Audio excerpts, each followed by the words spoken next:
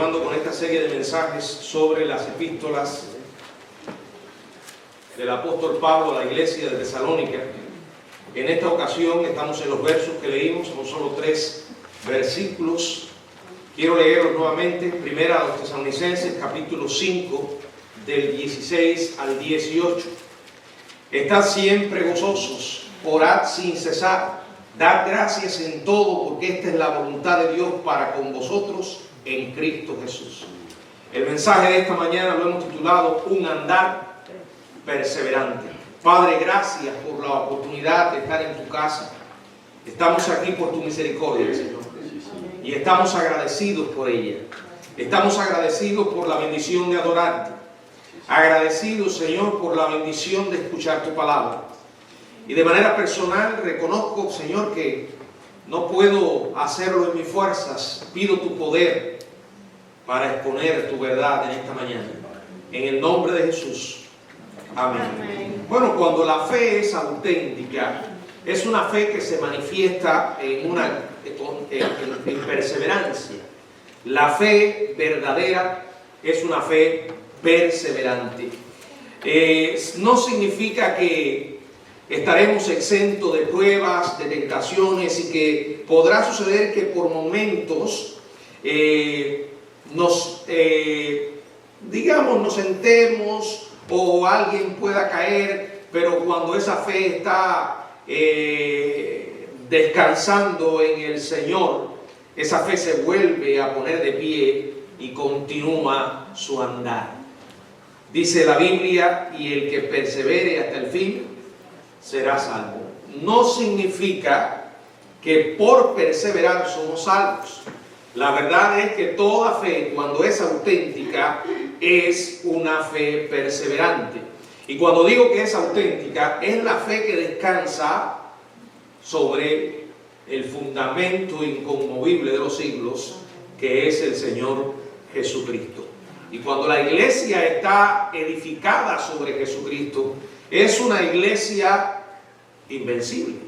Es una iglesia tal como dijo el Señor, que las puertas del Hades no prevalecerán contra ella, ni la misma muerte puede vencer a la iglesia, porque descansa sobre la roca de los siglos.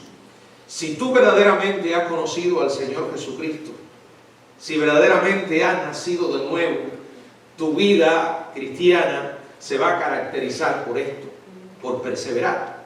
Y precisamente de esto se trata el pasaje que tenemos delante, y en el cual quiero invitarles a que reflexionemos, porque es un pasaje, son unos versículos que nos hablan de ese andar perseverante y por lo que ese andar se caracteriza.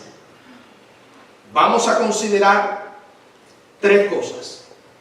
En primer lugar, un andar perseverante en gozo. Dice la palabra, estad siempre gozosos. La palabra siempre hace énfasis precisamente en el tema que estamos hablando. En una actitud perseverante en gozo. Dice la palabra, estad siempre gozosos. Y es importante que entendamos de una manera precisa y exacta de qué se trata el gozo cristiano. Porque es esencial para nuestra vida como hijos de Dios. Y en esta exhortación Pablo le dice a la iglesia de Tesalónica que deben estar siempre gozosos. Aquí está hablando de un estilo de vida. Aquí está hablando de un gozo que permanece sin importar las circunstancias en las que estemos viviendo. Bueno, puede parecer para algunos absurdo e imposible obedecer este mandato cuando se pone a pensar en la vida misma y de lo que se trata. Las experiencias que como seres humanos tenemos que enfrentar, experiencias caracterizadas muchas veces por adversidades, por dificultades, por momentos en los que vamos a experimentar sufrimiento, vamos a derramar lágrimas.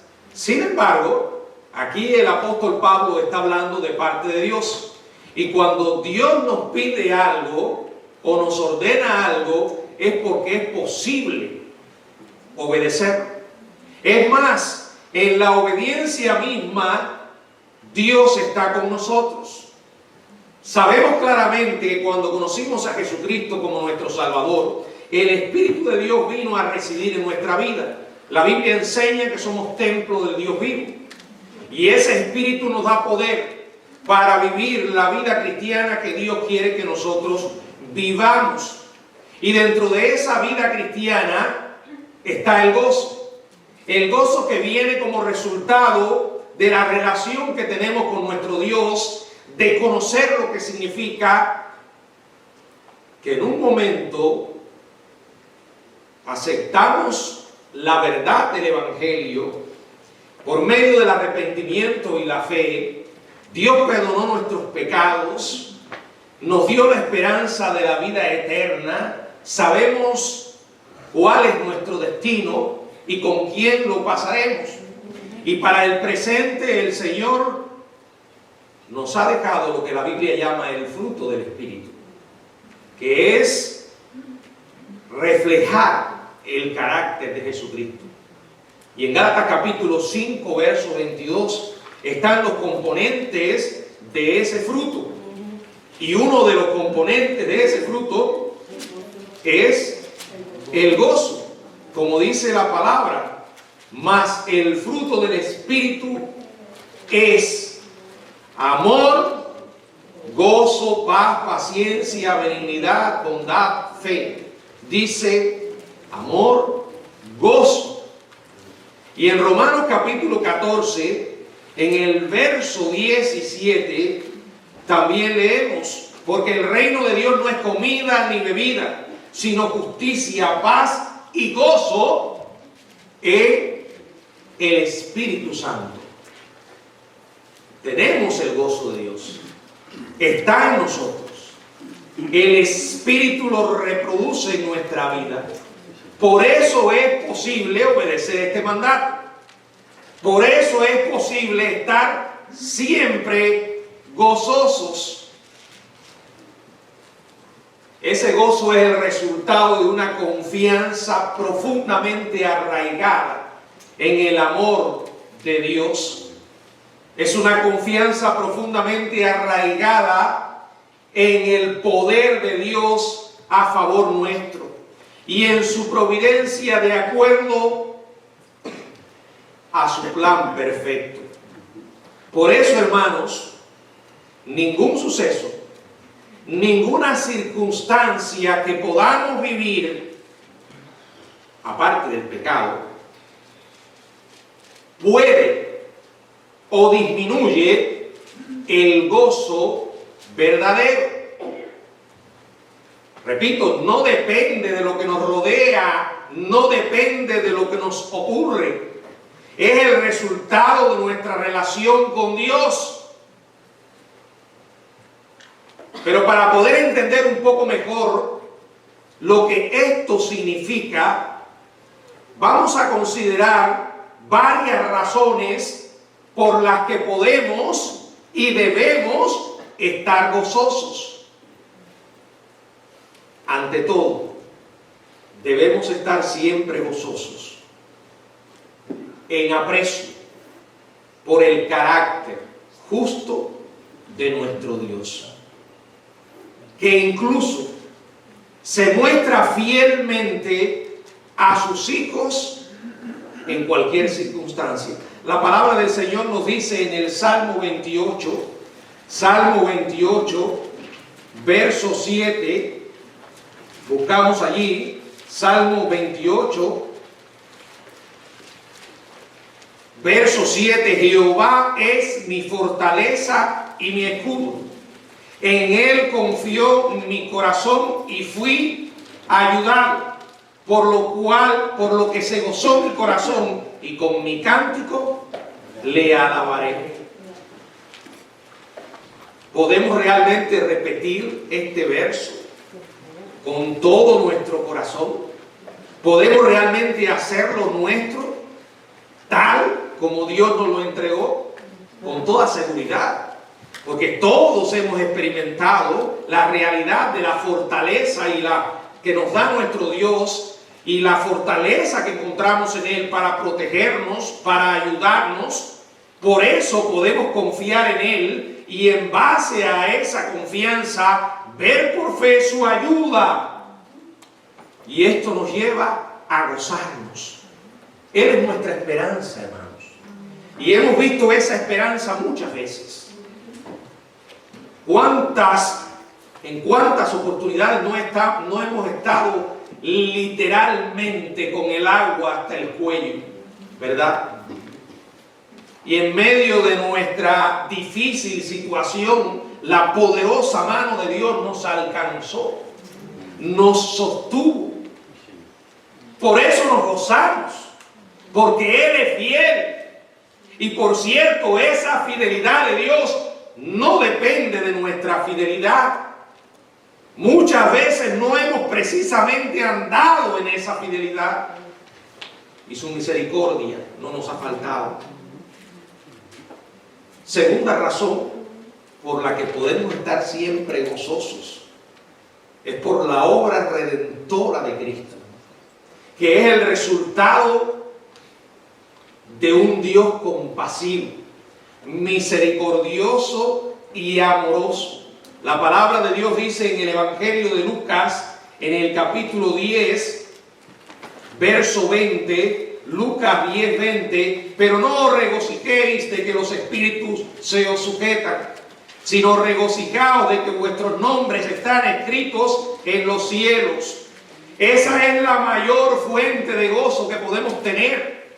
El saber que somos hijos de Dios, el saber que somos salvos, que nuestros pecados han sido perdonados. ¿Saben por qué? Porque ese es nuestro mayor problema. Esa es la desgracia más grande que ha tenido el ser humano. El pecado. Y Dios, por amor, por misericordia, le extendió al hombre la salvación. Y en Él somos perdonados. Y con Él podemos marchar en esta vida a pesar de las dificultades. La palabra del Señor nos dice en Romanos, en el capítulo 5, verso 1 y verso 2. Romanos capítulo 5. Justificados pues por la fe tenemos paz para con Dios por medio de nuestro Señor Jesucristo. O sea, la justificación por fe nos permite tener una relación con Dios por medio de Jesucristo. Y dice además, por quien tenemos entrada por la fe a esta gracia en la cual estamos firmes. Y dice además, y nos gloriamos, porque tenemos esperanza. Dice, y nos gloriamos en la esperanza de la gloria de Dios. Verso 11. Y no solo esto, sino que también nos gloriamos en Dios por el Señor nuestro Jesucristo, por quien hemos recibido ahora la reconciliación. Podemos en esta vida enfrentar todo tipo de problemas, pero hermanos, no son nada en absoluto comparado con el mayor de todos los problemas que tenemos los seres humanos. Ustedes me han escuchado muchas veces decirlo y me seguirán escuchando, porque me temo que muchos de los que me han escuchado no han acabado de entenderlo. Y lo triste es que mucha gente en esta tierra, maldecida por el pecado, sigue sin entenderlo. Desde que el pecado irrumpió en nuestro escenario humano, todo cambió. Lo primero que cambió fue la relación que tenía aquella primera pareja con el Creador. y en consecuencia apareció el miedo. Y ustedes saben, muy pronto en los primeros capítulos de Génesis comenzamos a leer las consecuencias de ese pecado. Un hermano se levanta contra otro y lo asesina. Después vemos la maldad humana intensificándose una y otra vez, desde aquellos primeros tiempos hasta nuestros días presentes. Vemos las consecuencias amargas del pecado. Qué bueno es saber que hay una solución que viene de Dios, y esa es razón para gozarnos. En tercer lugar, podemos gozarnos cuando conocemos y podemos apreciar el ministerio del Espíritu Santo en nuestra vida. Hace unos minutos dije que Él mora en nosotros. Somos templo de Dios porque el Espíritu de Dios mora en nosotros.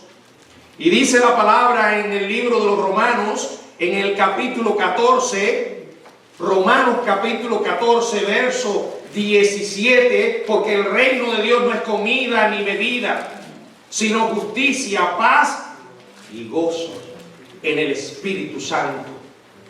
Es el Espíritu Santo el que viene a nuestro auxilio cuando estamos en momentos sumamente difíciles, donde no tenemos razones humanas para estar en paz. Sin embargo, podemos estar en paz. Lo he visto en mi vida y lo he visto en la vida de muchos cristianos a lo largo de estos años. Cristianos que usted los mira y los ve con una tranquilidad asombrosa en medio de las más terribles situaciones. Cristianos que usted los mira y se dice acerca de ellos: no sé cómo pueden, yo no podría. Y es cierto, ninguno de nosotros humanamente puede. Hay pruebas acerca de las cuales no tenemos la más mínima idea de lo que significa estar en ellas. Sin embargo, cuando llegan, uno sabe que junto con ella llega una preciosa medida de gracia que viene de nuestro Dios. Muchas veces me decía: no sé cómo podría enfrentar la muerte de mi madre. Veía a mi madre y decía: ¿cómo me sentiré cuando ella muera? Vivíamos distantes. No nos comunicábamos mucho. Sin embargo, para mí el saber que estaba viva era una tranquilidad.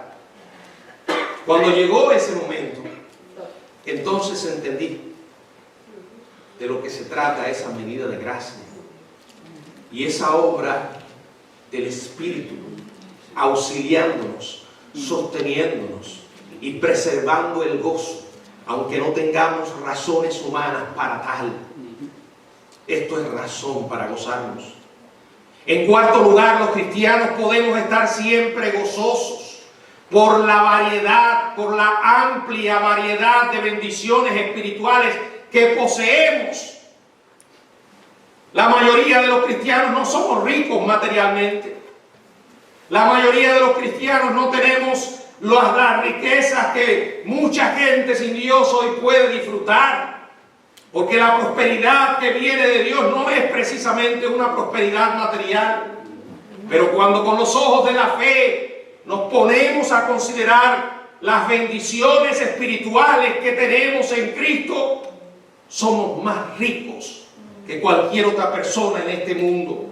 La palabra dice en la carta a los Efesios, en el capítulo 1, verso 3 y verso 4: bendito sea el Dios y Padre de nuestro Señor Jesucristo, que nos bendijo con toda bendición espiritual en los lugares celestiales, según nos escogió en Él antes de la fundación del mundo, para que fuese santo y sin mancha delante de Él. Cuando crea que las cosas no le han salido bien, Y cuando comience a asimilar una mentalidad de víctima,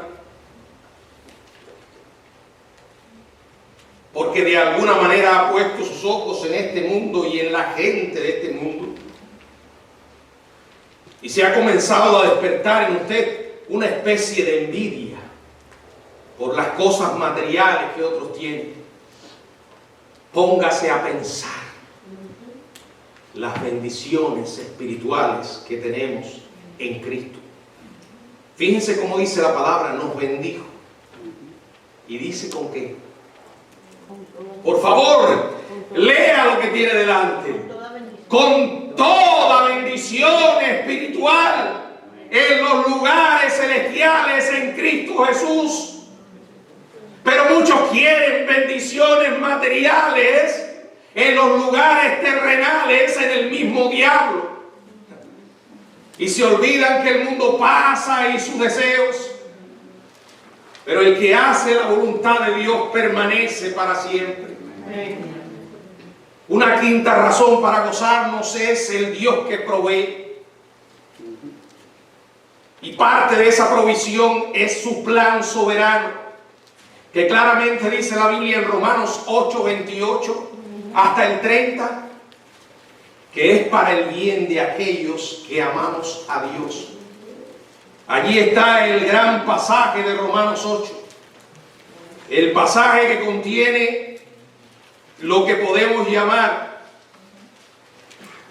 la gran cadena de la salvación, y que comienza de esta manera. Y sabemos, me maravilla leer estas palabras al comienzo de este versículo, porque aquí no dice, estas son dos palabras que destilan seguridad y que no ponen énfasis en las emociones, sino en las verdades que llenan nuestra mente. Recuerda que aquí no se trata de cómo te puedas sentir, aquí se trata de lo que conoces, de lo que sabes. Y sabemos que a los que aman a Dios todas las cosas les ayudan a bien. Esto es a los que conforme a su propósito son llamados. Porque a los que antes conoció también los predestinó para que fuesen hechos conforme a la imagen de su Hijo, para que Él sea el primogénito de entre muchos hermanos. Y a los que predestinó a estos también llamó, y a los que llamó a estos también justificó, y a los que justificó a estos también glorificó. Piensa en todos estos verbos, en todas estas acciones que están en pasado, hasta la misma verdad de la glorificación ya la da por hecha. ¿Saben lo que es glorificar? Cuando ya estemos en el cielo con el Señor en su gloria, donde se habrá consumado toda la obra redentora.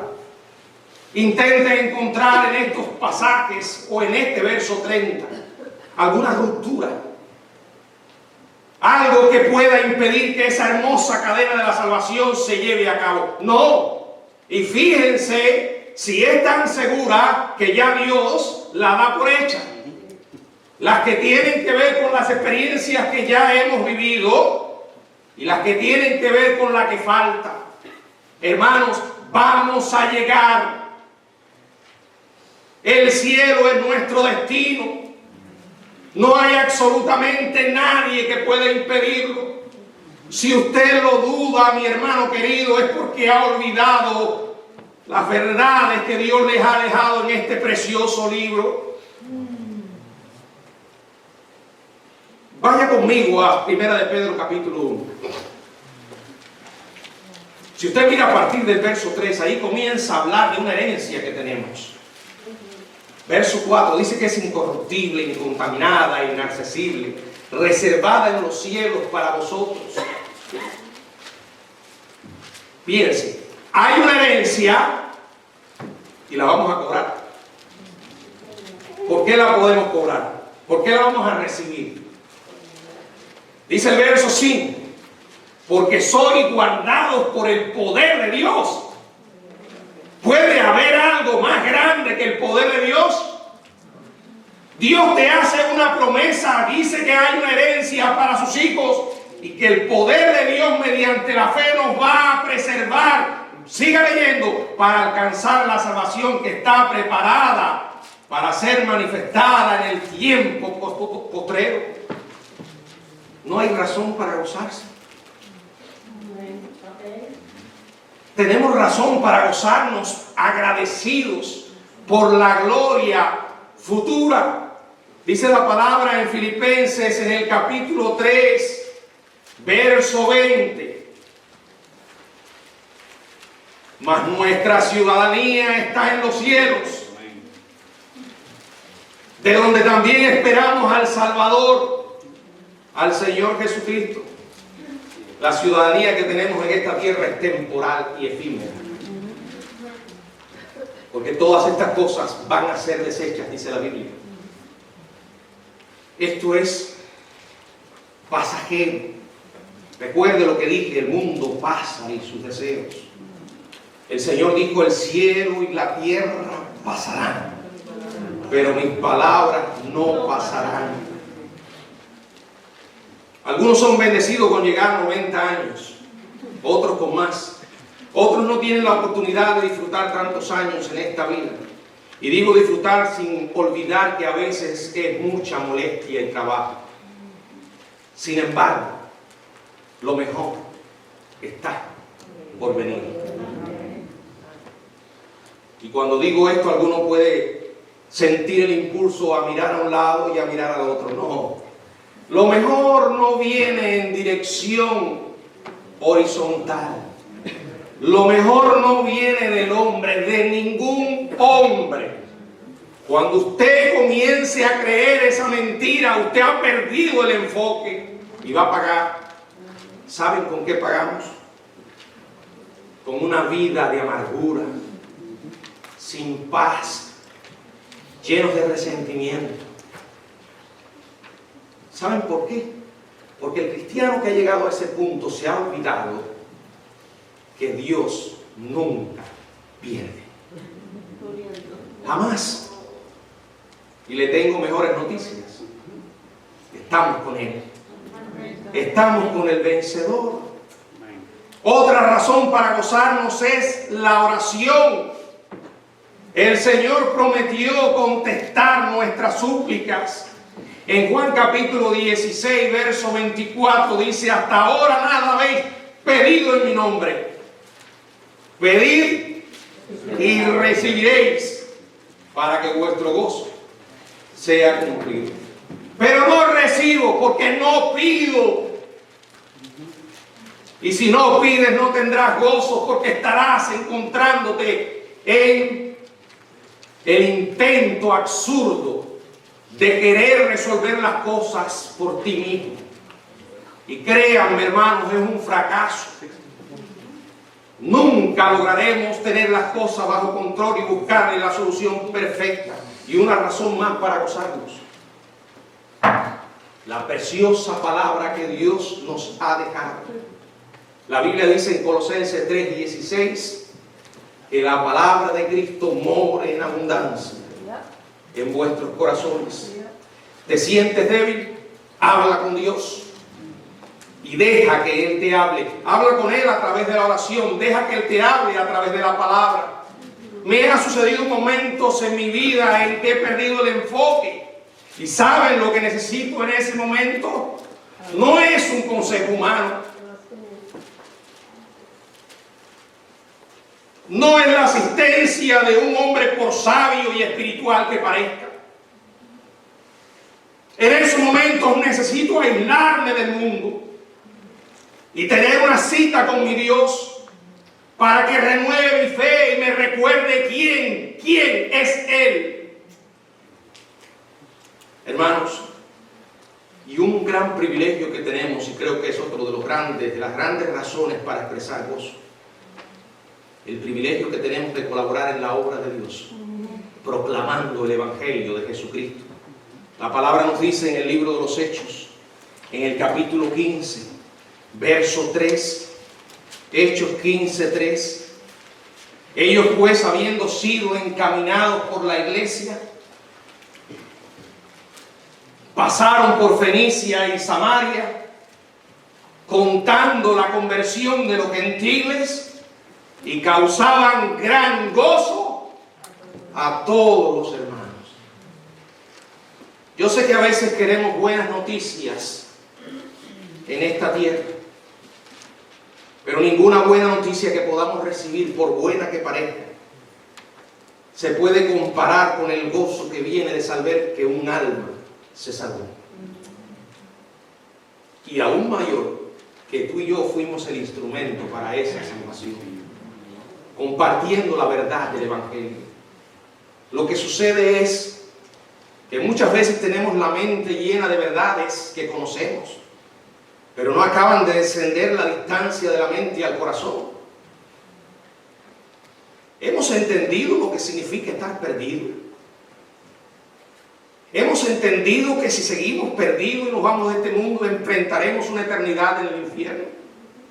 Hemos entendido lo que significa el infierno mismo. Hemos entendido lo que es realmente el cielo como un regalo de Dios.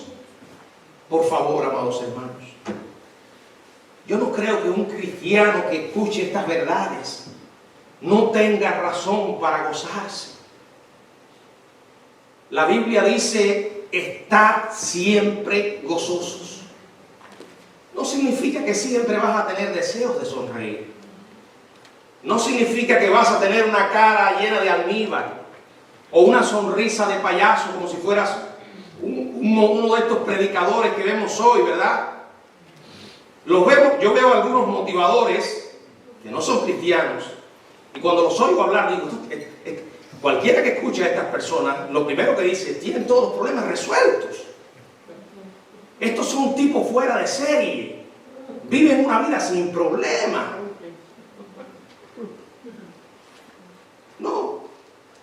No se trata de eso.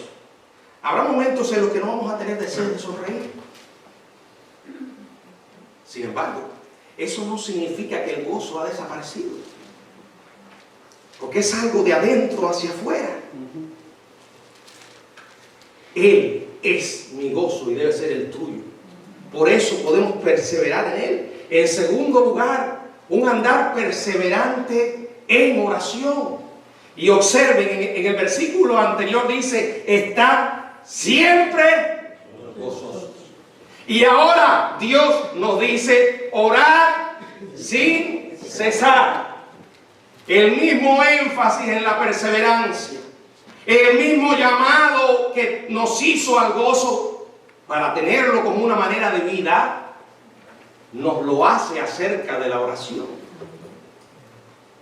Sin cesar. Esto es una orden como la anterior, y las órdenes de Dios se obedecen, no se discuten. Eso me lo enseñaron en el servicio militar y me lo repetían tantas veces, y yo miraba el rostro de aquella gente que me lo repetía, y yo decía: ¿cómo puedo obedecer siempre a este sujeto? En una ocasión, uno de estos jefes supo que yo era cristiano. Un muchacho y yo éramos cristianos. Y el tipo se le ocurrió, después que todos los reclutas se iban, a mandar a los dos cristianos a que le tendieran las camas a los guardias que no lo habían hecho. Miguel, fulano, por favor, tienda las camas que están sin tenderse. La primera vez lo hice. La segunda vez me volvió a mandar a tender las camas y le dije: perdone, teniente, pero no lo voy a atender, que la atiendan ellos. Soldado, usted sabe lo que está diciendo perfectamente. Bueno, el hombre no pudo hacerme nada.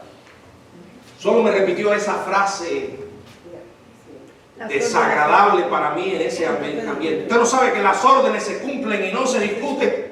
Sí lo sé. Yo no la estoy discutiendo. Simplemente no la voy a cumplir. Nunca más me volvió a mandar a atender las camas de los demás. Cuando pasó el tiempo, recordé muchas veces esa frase. pero no en el sentido humano, sino en el sentido de Dios. Porque Él tiene todo derecho. Y miren, los mandamientos que Dios nos da en la Biblia son claros. Dígame usted si estos 3 versículos en los que estamos meditando admiten alguna discusión, alguna interpretación teológica. Necesitamos aplicar alguna regla de hermenéutica. ¿Qué pensarán de ellos los metodistas, los pentecostales, los presbiterianos, los bautistas? Usted puede preguntarle a ellos y le van a decir exactamente lo mismo. Porque esto no admite discusión. Sin embargo, lo maravilloso de todo esto es que a veces nosotros nos encontramos discutiendo tonterías que no son esenciales para nuestro crecimiento y para glorificar a Dios. Estamos colando el mosquito y tragándonos el camello. Aquí no hay opción. Oren sin cesar. Sin embargo, este es uno de los mandamientos más desobedecidos por el pueblo de Dios. Una de las cosas que menos hacen los creyentes hoy es orar. ¿Usted lo duda? Bueno, venga el miércoles al culto de oración de la Iglesia Bautista del Camino. Y no ahora porque tenemos un virus. Si hubiese venido aquí hace un año, vería exactamente lo mismo. La iglesia prácticamente vacía. Pero con la gente que converso del asunto, me dicen, pero eso no es un problema de tu iglesia. El culto menos asistido en todas las iglesias cristianas es el culto de oración. Y yo quisiera creer que los cristianos que no vienen a orar a la iglesia oran en sus hogares. Pero lo que sucede a veces es que este es el resultado de una vida sin oración en la vida de los cristianos. No estoy diciendo que para usted orar tiene que venir a la iglesia, no es eso. Lo que estoy diciendo es que esto no es más que una evidencia de la prioridad que es la oración, o el lugar que ocupa la oración para la iglesia, para muchos cristianos. Ahora yo les pregunto, si no oramos, entonces ¿por qué nos sorprendemos cómo a veces las cosas van tan mal en las iglesias? ¿Por qué nos sorprendemos cuando no hay vitalidad espiritual? ¿Por qué nos sorprendemos cuando no tenemos madurez? ¿Por qué nos sorprendemos cuando vemos tantos cristianos desenfocados, sin discernimiento? Porque no oramos. Y miren, aquí la oración es para ser practicada no en un momento específico del día. No dice necesariamente que para orar necesites estar en el templo. No dice que tengas que tener una posición específica para orar de rodillas. O que tengas que cerrar los ojos. No dice que necesariamente tengas que hacer como la historia de aquel pastor que me contaron que estuvo preso junto con otros pastores, y dice que cuando llegaba el momento de dar gracias por los alimentos, claro, él lo hacía, según escuché la historia, como una manera de protestar contra sus opresores. Aquel hombre hacía así. Y ahí empezaba a orar para que todo el mundo se enterara de que estaba dando gracias por los alimentos. Lo tenían preso por ser cristiano. Ahora, usted y yo para orar no tenemos que hacer algo específico en cuanto a una posición física o lugar. Orar es estar conectados mentalmente con nuestro Dios. Llevar nuestros pensamientos a Él, y por cierto lo podemos estar haciendo en cualquier momento del día. Y el llamado de la Biblia es a hacerlo siempre, sin cesar. En otras palabras, comienza a hacerlo como un hábito y se te va a convertir en un hábito saludable.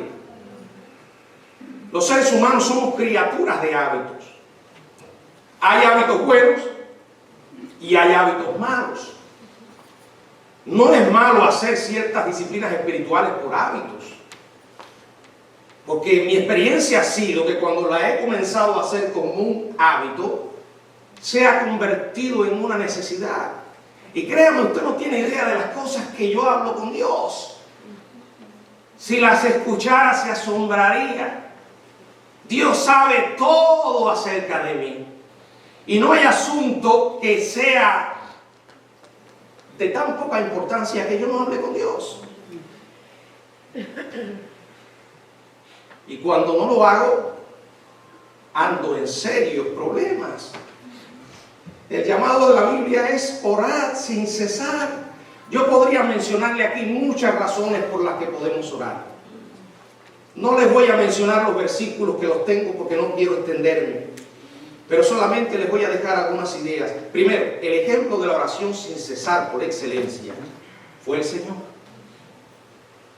Búsquenlo en los evangelios. Yo a veces digo, ¿cómo es posible que Jesús, siendo quien era, necesitó orar tanto? Entonces yo, siendo quien soy y fabricado del material que estoy fabricado, ¿cómo puedo darme el lujo de no buscar el rostro de Dios?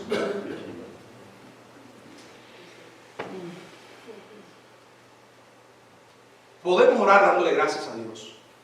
Podemos orar por nuestras necesidades. Podemos orar por sabiduría. Necesitamos sabiduría. Podemos orar para que Dios nos libre de problemas, o cuando ya estamos en ello, que nos dé una solución. Podemos orar para aliviarnos de preocupación y temores. Podemos orar para librarnos de la culpa de un pecado que hemos cometido y sabemos que ofende a Dios como pecado. ¿Pero qué voy a hacer? ¿Racionalizarlo? ¿Justificarlo? ¡No!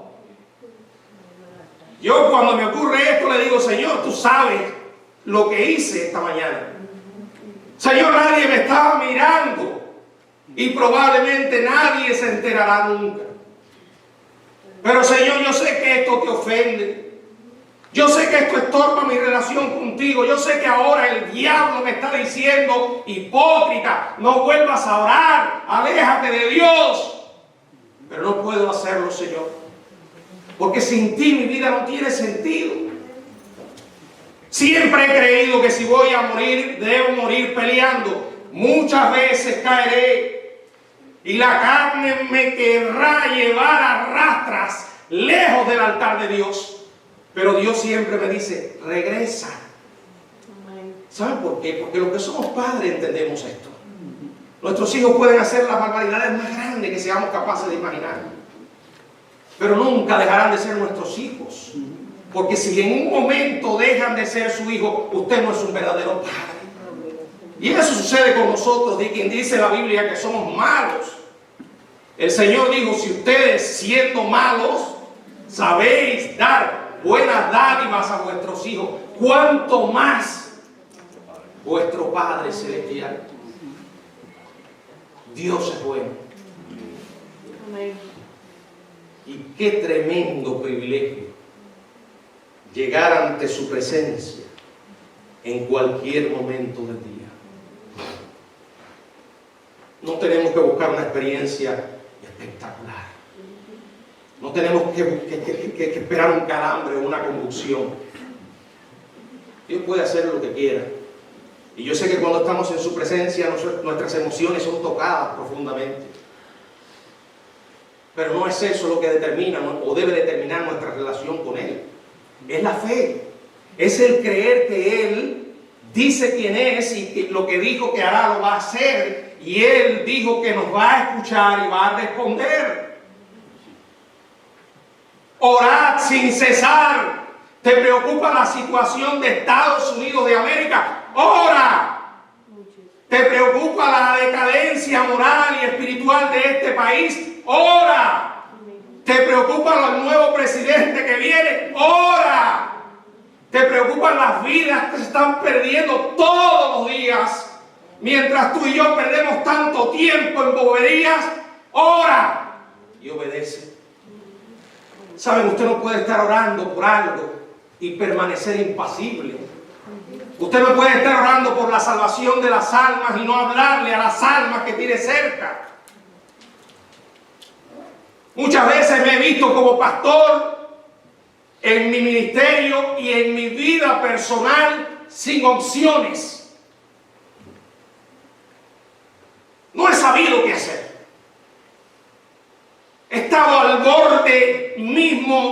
la desesperación. Y he buscado a Dios.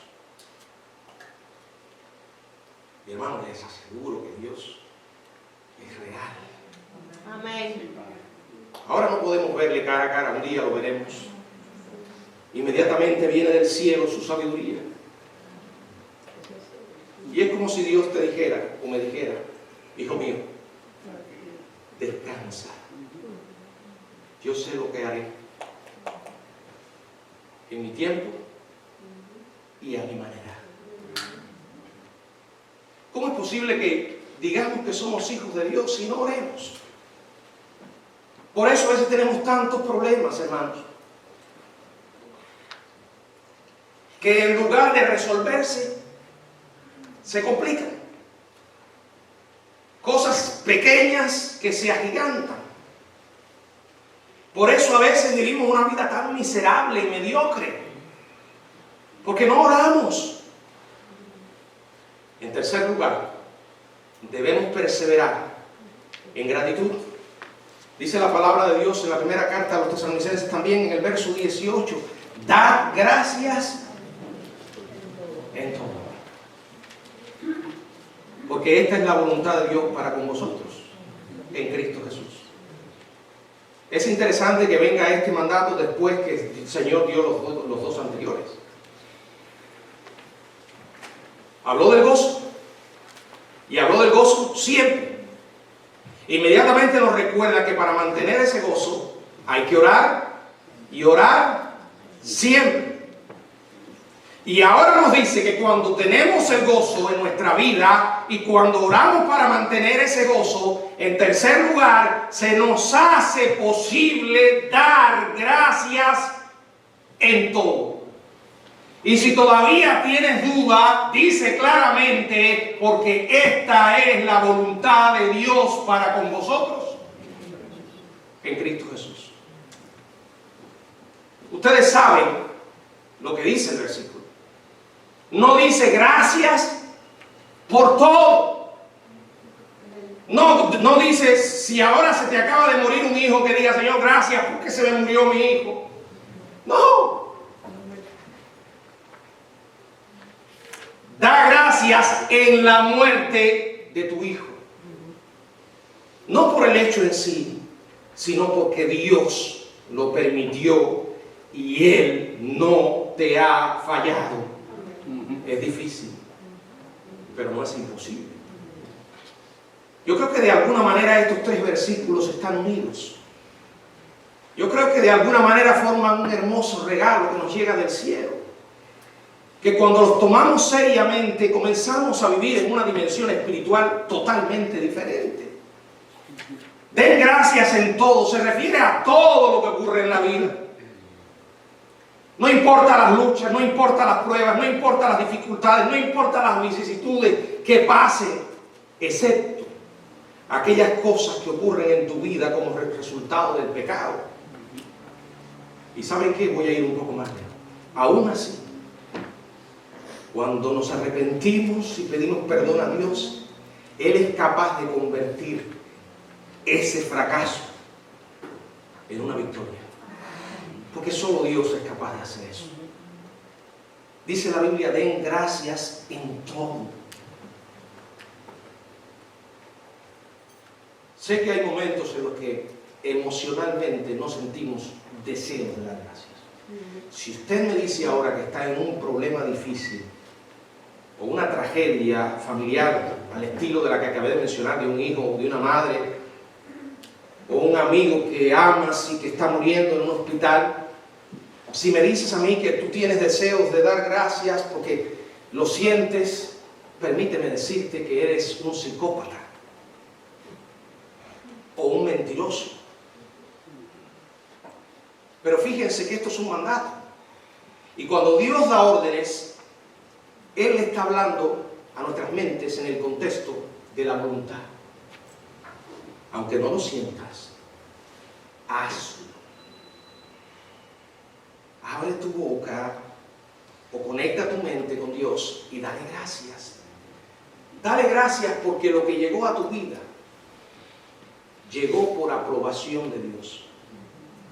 escucha esto, no hay cosa en esta tierra que llegue a tu vida y a la mía sin que primero Dios haya pasado por las manos de Dios y Él lo haya aprobado. Lo creo, hermanos. Amén. No puede haber otra manera de verlo.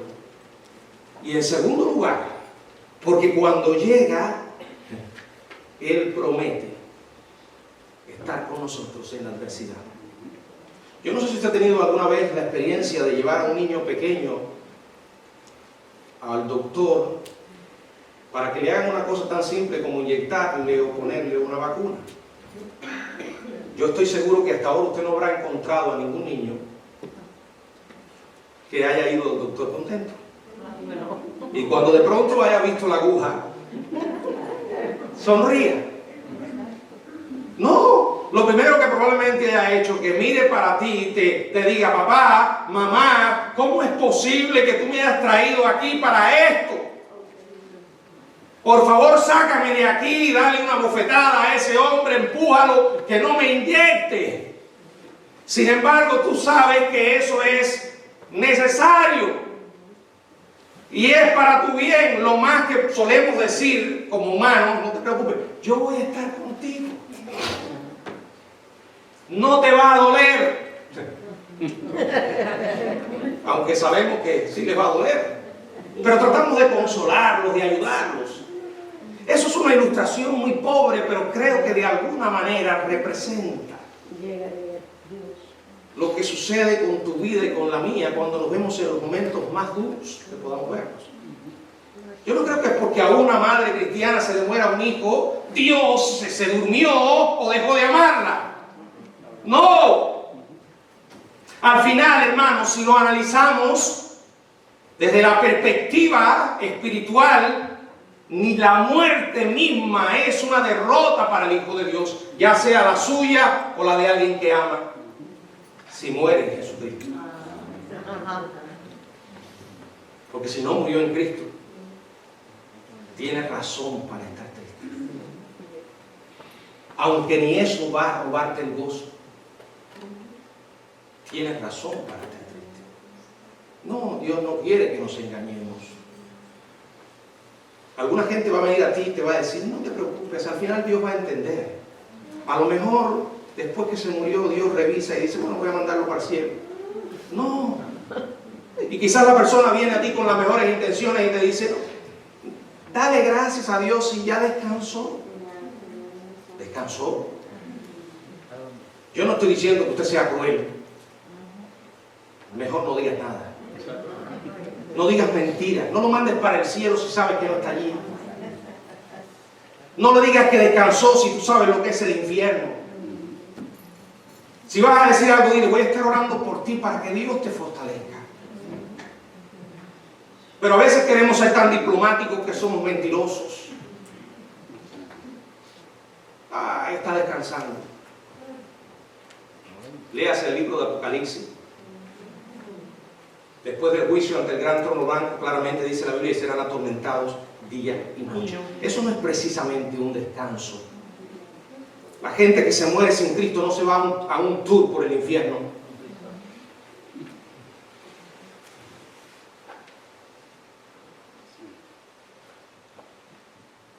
Lo creemos de verdad.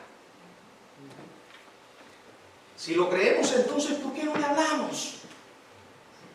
¿Por qué no hacemos todo lo posible humanamente para que busquen a Dios? ¿Por qué el diablo nos tiene tan distraídos, mirando en direcciones equivocadas y dejando pasar el tiempo precioso que tenemos? Ahora, cuando miramos a Dios en todo lo que nos ocurre, entonces comenzamos a decir, Señor, gracias. Gracias. Gracias por esto, gracias por aquello, gracias en todo, Señor. Porque nunca, nunca abandonas a tus hijos. Si algo caracteriza la vida de una persona sin Dios es lo contrario, es la ingratitud.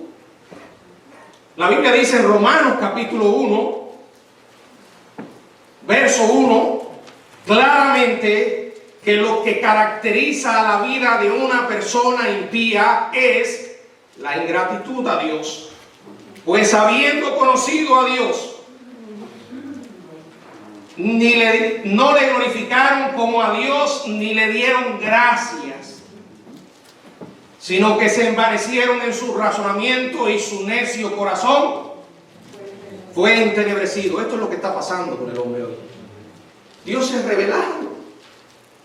Vemos evidencia de un creador en toda su creación. Y la gente mira al cielo y lo que hace es divagar y envanecerse en sus razonamientos ridículos. Y otros que dicen llamarse cristianos, lo que hacen es venderle a la gente una mentira de un Dios muy parecido a los hombres y no el Dios de la Biblia. Yo no sé si algunos de ustedes vieron como uno de los, yo no sé si era congresista o senador, no conozco muy bien la situación, pero un personaje político que dicen que es pastor, abrió en oración la reunión del Congreso, creo que fue esta semana. Yo no tengo muy buen inglés, pero supe lo suficiente para darme cuenta de los disparates que ese hombre dijo en esa oración. ¿Por qué? Porque era una oración donde cabía todo.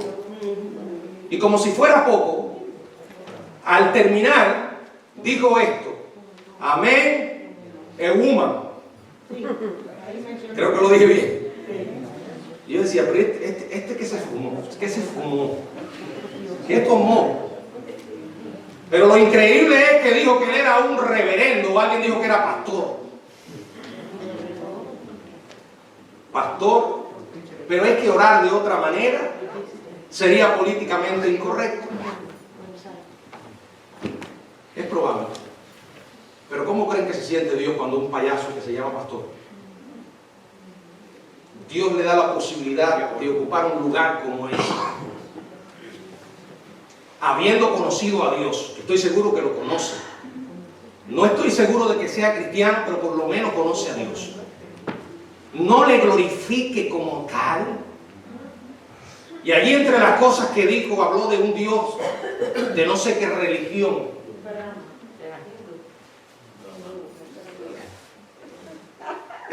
Miren, yo sé que algunos tienen la mente tan nebulosa que no acaban de entender. Esto no tiene nada que ver con la política.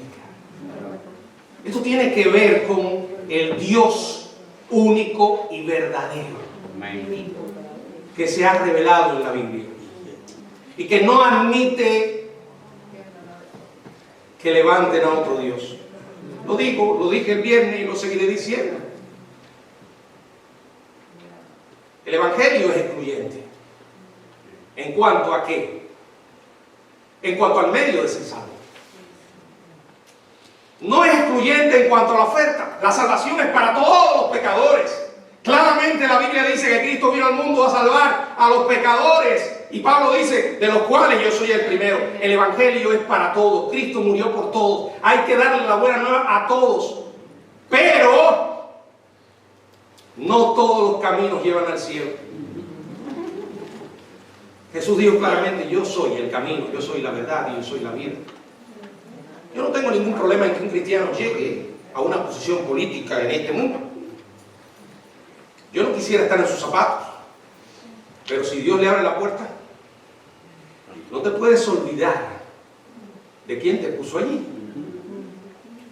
Y no te puedes olvidar de glorificarle. ¡Ah, pero me van a juzgar! ¡Me van a apedrear! Probablemente pierdan mi trabajo. Es una posibilidad. ¿Cuál es la otra? Olvidarte de Dios. Créeme que dice la Biblia que el que me negare delante de los hombres, yo prefiero buscarme todo tipo de problemas con los hombres, pero no quiero estar en problemas con Dios.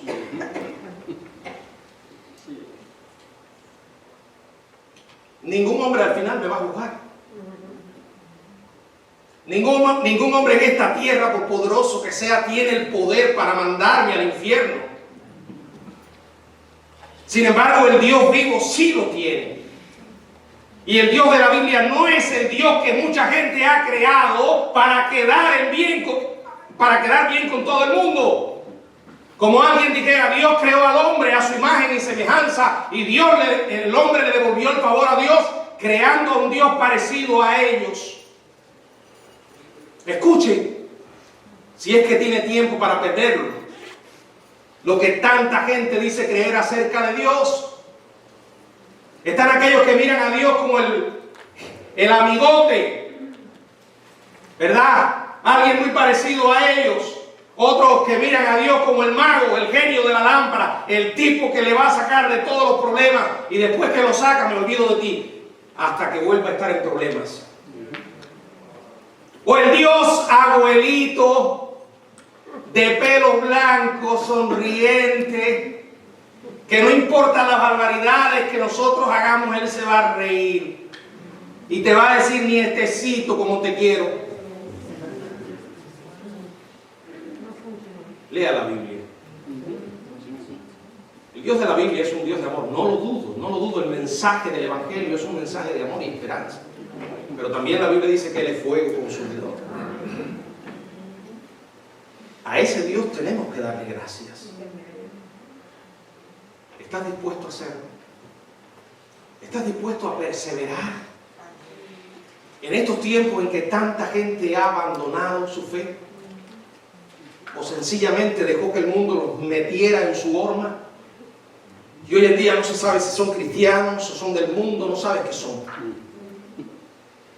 Déjame decirte algo. La presión que estamos viviendo para abandonar será mayor todavía. Y después que la iglesia sea arrebatada, la Biblia dice que durante los 7 años de tribulación vendrán tiempos muy difíciles. Pero aquel que verdaderamente ha nacido de nuevo va a perseverar. Y una evidencia o 3 evidencias de esa perseverancia es en gozo, en oración y en gratitud. Porque esta es la voluntad de Dios para con nosotros en Cristo Jesús.